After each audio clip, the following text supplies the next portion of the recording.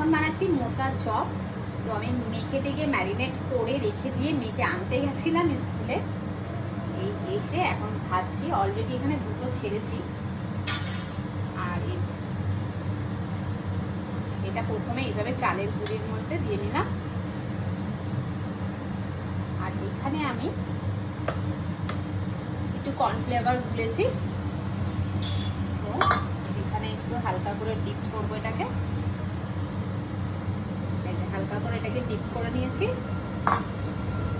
আর একবার এর মধ্যে এটা হচ্ছে চালের গুঁড়ি,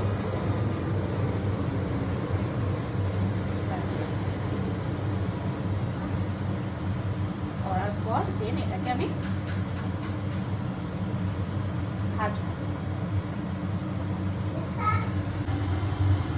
তো এটা এখন ভাজা হবে, দেন তোমাদেরকে আমি দেখাচ্ছি।